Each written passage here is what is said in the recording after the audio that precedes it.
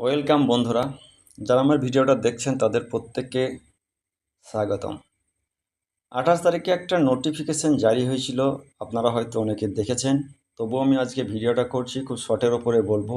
মূল বক্তব্য নিয়ে কথাটা আজকে আমি বলবো যে এই নোটিফিকেশনটা সরকারি কর্মচারী যারা আছেন তাদের ইপিএফের যে টাকা, তার যা ইন্টারেস্ট, সেই ইন্টারেস্টটা কেমন হলো, বাড়লো না কমলো, সেটা এই নোটিফিকেশনের মাধ্যমে আপনাদেরকে আমি দেখিয়ে দিচ্ছি।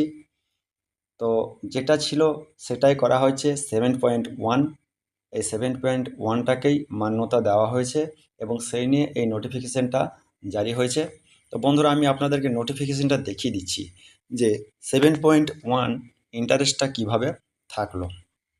তো যাই হোক বন্ধুরা, এই নোটিফিকেশানটা ইংরাজিতে ছিল, আমি অবশ্য বাংলায় করে নিয়েছি। আপনারাও বাংলা অনেকে করে নিতে পারবেন, তবু আমি ইংরেজিটাও একবার আপনাদেরকে দেখিয়ে দেবো। 28 জুলাই 2026 এটা বের করেছে।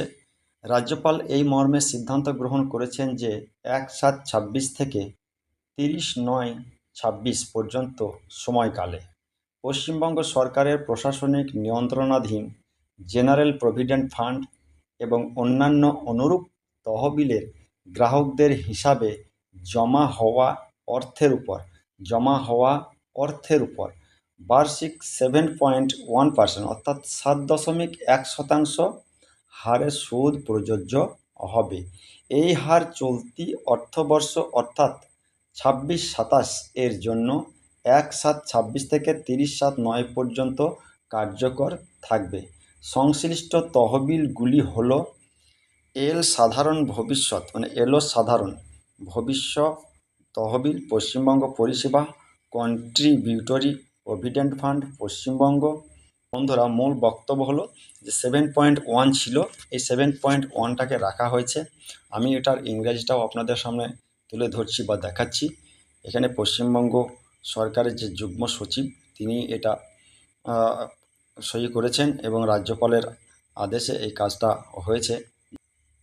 তো বন্ধুরা, এটা হচ্ছে government of West Bengal finance department, Writers Building, Kolkata. এখান থেকে বেরিয়েছে, ডেট দেওয়া আছে 28 জুলাই 2026, ইংরেজিতেই দেওয়া আছে এটা।